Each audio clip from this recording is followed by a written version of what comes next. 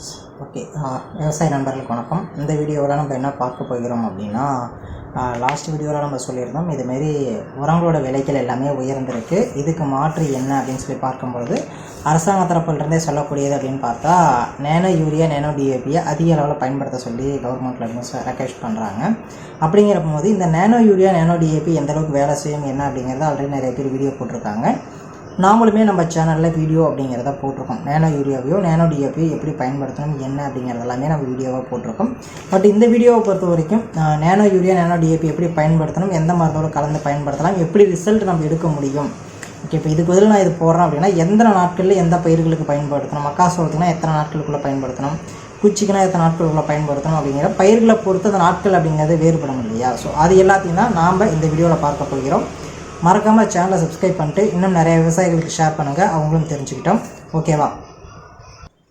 Okay, அப்படி பார்க்கும்பொழுது நம்ம லிஸ்ட்டில் ஃபஸ்ட்டு வந்து பார்த்திங்கன்னா நம்ம நேனோ டிஏபி வந்து கணக்கில் வச்சுக்கோம். ஸோ நேனோ டிஏபி அப்படிங்கிறது, அது டிஏபிங்கிறது பொதுவாக எதற்கு பயன்படுத்துவோம் அப்படின்னா வேர் வளர்ச்சிக்கு மற்றும் ஆரம்ப கால பயிரோட்ட வளர்ச்சிக்கு பயன்படுத்தக்கூடியது தான் டிஏபி.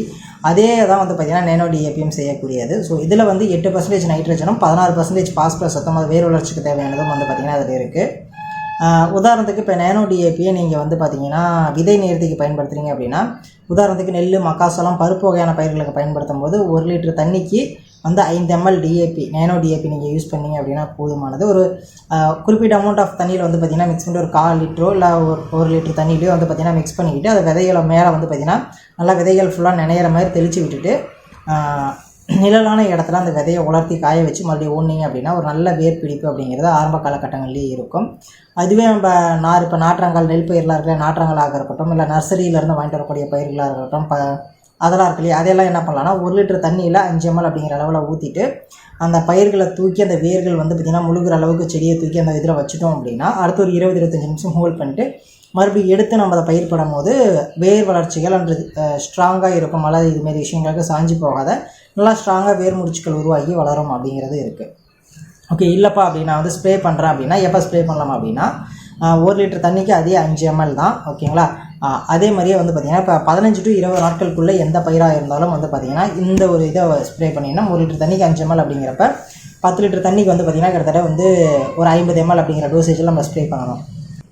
ஸ்ப்ரே பண்ணோம் அப்படின்னா ரிசல்ட் நல்லாயிருக்கும். ஓகேவா? இது அடுத்தது நேனோ யூரியாவை பொறுத்த வரைக்கும் வந்து வளர்ச்சிக்கும் பச்சைத்தன்மையை வந்து மெயின்டைன் ஆகிறதுக்குமாக பயன்படுத்தக்கூடியது தான் வந்து பார்த்திங்கன்னா யூரியா. சேம் திங் பாரு தான் நேனோ யூரியாவுக்கும் அதே தான். 1 லிட்டர் தண்ணிக்கு 5 ml தான் நம்ம பயன்படுத்துகிறோம். இந்த இது வந்து பார்த்திங்கன்னா ட்ரிச்சிங் இதுமாரி இஷ்யூஸ்லாம் பயன்படுத்த முடியாது. ஸ்ப்ரேயிங்க்கு தான் நம்ம இதை பயன்படுத்தணும். 20 to 25 நாட்களில் பயிர்கள் இருக்கும் பொழுது நம்ம வந்து பார்த்திங்கன்னா 1 லிட்டர் தண்ணிக்கு 5 ml வேணும். 10 லிட்டர் தண்ணிக்கு வந்து பார்த்திங்கன்னா 50 ml அப்படிங்கிற அளவில் நம்ம போட்டு ஸ்ப்ரே பண்ணோம்னா வளர்ச்சிகள் அப்படிங்கிறது நல்லா இருக்கும், பச்சைத்தன்மை அப்படிங்கிறது இருந்துகிட்டே இருக்கும். அதேமாதிரி செகண்ட் ஸ்ப்ரேயிங் அப்படின்னு சொல்லி பார்க்கும்போது நேனோ யூரியாவோட செகண்ட் ஸ்ப்ரேயிங் அப்படின்னு பார்க்கும்பொழுது இது வந்து பார்த்திங்கன்னா இப்போ 20-25 நாட்கள் அடிக்கிறோம்னா அடுத்தது வந்து ப்ளஸ் 20 நாட்கள் கழிச்சு, அதாவது 45 நாட்களுக்கோ 50 நாட்களுக்குள்ளே அடுத்த ஸ்ப்ரேயிங் அப்படிங்கிறது நேனோ யூரியா அப்படிங்கிறத கொடுத்துடணும். பூக்கும் தருணத்திற்கு முன்னாடி அதை பூக்கு இப்போ மக்காசோளம் எடுத்திங்கன்னா 50 to 55 நாட்களில் பூக்க ஆரம்பிச்சிடும். அப்படிங்கிறப்ப 48 to 50 நாட்கள், 45 to 50 நாட்களில் இந்த நேனோ யூரியா அப்படிங்கிறத நம்ம ஸ்ப்ரே பண்ணோம்னா அந்த இடத்துல வந்து பார்த்திங்கன்னா பச்சைத்தன்மை இருக்கிறதாக இருக்கட்டும், பூக்களாக இருக்கட்டும், இதுமாரி வந்து பார்த்திங்கன்னா வளர்ச்சிகள் அப்படிங்கிறது ரொம்ப நல்லாவே இருக்கும். அடுத்ததான் இந்த வீடியோவில் நெற்பயிர் இருக்குன்னு வச்சுக்கோங்க. நெற்பயிர்களுக்கு விதை நேர்த்திக்கு வந்து பார்த்திங்கன்னா நான் ஆல்ரெடி சொன்ன மாரி தான் 5 ml அப்படிங்கிறது வந்து பார்த்திங்கன்னா மிக்ஸ் பண்ணி நம்ம பண்ணோம் அப்படின்னா போதுமானது 1 லிட்டர் தண்ணிக்கு. அதேமாதிரியே நேனோ டிஏபி. ஓகேங்களா? அதே நேனோ யூரியாவை பொறுத்த வரைக்கும் ஃபஸ்ட்டு ஸ்ப்ரேயிங் அப்படிங்கிறது 30 to 40 நாட்களுக்குள்ள ஃபஸ்ட்டு ஸ்ப்ரேயிங் நெற்பயிர்களுக்கு 1 லிட்டர் தண்ணிக்கு 4 ml அப்படிங்கிறது போதுமானதாக இருக்கட்டும். செகண்ட் ஸ்ப்ரேயிங் அப்படிங்கிறது பூக்கும் பருவத்துக்கோ அப்படி இல்லைன்னா பூக்கிறதுக்கு முன்னாடியோ வந்து பார்த்திங்கன்னா 1 லிட்டர் தண்ணிக்கு 4 ml அப்படிங்கிற அளவில் போட்டு ஸ்ப்ரே பண்ணோம்னா நல்ல ரிசல்ட் அப்படிங்கிறத கொடுக்கும். அதே டிஏபி அப்படின்னு சொல்லி பார்க்கும்போது இலை தெளிப்புங்கிறப்போ 25 to 30 நாட்கள், அதாவது 25 to 30 நாளில் நேனோ டிஏபி ஒரு லிட்டர் தண்ணிக்கு 4 ml போட்டு ஸ்ப்ரே பண்ணிவிட்டு ஒரு வாரம் கழிச்சு நேனோ யூரியா 1 லிட்டர் தண்ணிக்கு 4 ml அப்படின்னு போட்டு ஸ்ப்ரே பண்ணோம் அப்படின்னா ரிசல்ட் அப்படிங்கிறது நல்லாயிருக்கும் நெல் வயர்களை பொறுத்த வரைக்கும். அடுத்து மக்காசோளம் பொறுத்த வரைக்கும் விதை நேர்த்தி அப்படிங்கிறத பண்ணலாம். 1 லிட்டர் தண்ணிக்கு 5 ml அப்படிங்கிற மாதிரி போட்டு விதையை கொஞ்சம் நேரம் ஊற வச்சு அப்புறம் வளர்த்தி நம்ம ஊனோம் அப்படின்னா வேர் வளர்ச்சிகள் அப்படிங்கிறது நல்லாயிருக்கும்.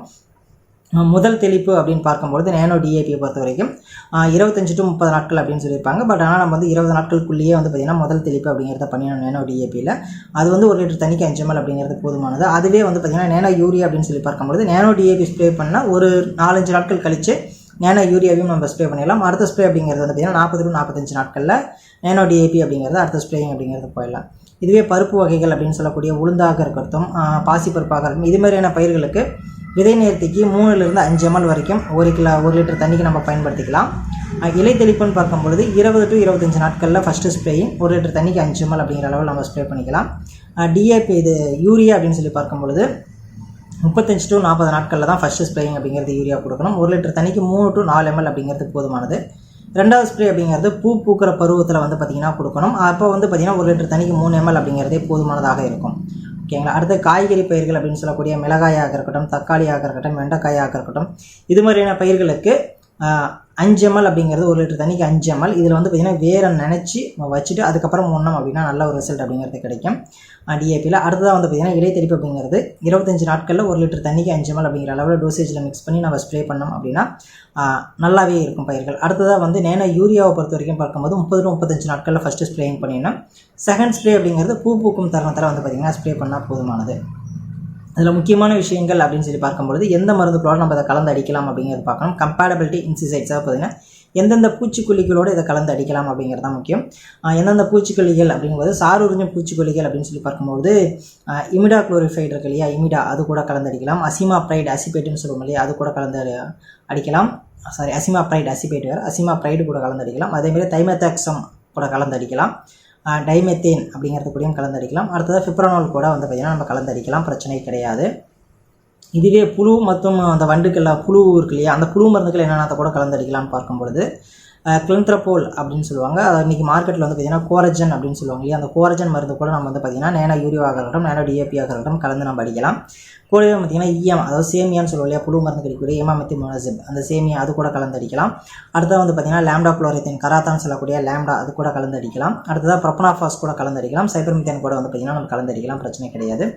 அடுத்ததாக வந்து பார்த்திங்கன்னா பூஞ்சான் கொல்லிகள் எது கூட கலந்து அடிக்கலாம் அப்படின்னு பார்க்கும்போது பூஞ்சான் கொல்லி அப்படின்னு சொல்லி பார்க்கும்போது கார்பன்டைசியம் மோனோசப் சாஃப் இருக்கு இல்லையா, சாஃப் கூட நேனோ யூரியாவாக இருக்கட்டும், நேனோ டிஏபியாக இருக்கட்டும் கலந்து அடிக்கலாம். அடுத்ததாக வந்து பார்த்திங்கன்னா ஆக்சோஸ்ட்ரோபின் இருக்கு இல்லையா, ஆக்சோஸ்ட்ரோபின் கூடயும் நாம் வந்து பார்த்திங்கன்னா கலந்து அடிக்கலாம். அடுத்தது மெட்டாலாக்சி மோனோசப் இது கூடயும் வந்து நேனோ யூரியா நேனோ டிஏபி அப்படிங்கிறத நம்ம கலந்து அடிக்கலாம். இதனால் எந்த ஒரு பிரச்சனையும் வராது. எது கூட கலந்து அடிக்கக்கூடாது அப்படின்னா இந்த காப்பர் ஆக்சிக்ளோரைடு, காப்பர் ஹைட்ராக்சைடு, அடுத்த வந்து பார்த்திங்கன்னா வெட்டபிள் சல்ஃபர்ஸ்லாம் இருக்குது இல்லையா, இது கூடலாம் வந்து பார்த்திங்கன்னா நம்ம கலந்து அடிக்கக்கூடாது.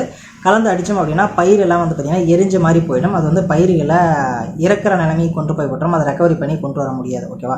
ஸோ இந்த வீடியோவில் நேனோ யூரியா நேனோ டிஏபி எப்போ பயன்படுத்தலாம், எப்படி பயன்படுத்தலாம், எந்தெந்த மருந்து கூட கலந்து அடிக்கலாம் அப்படிங்கிற விஷயத்தை உங்களுக்கு சொல்லியிருப்பேன்னு நினைக்கிறேன்.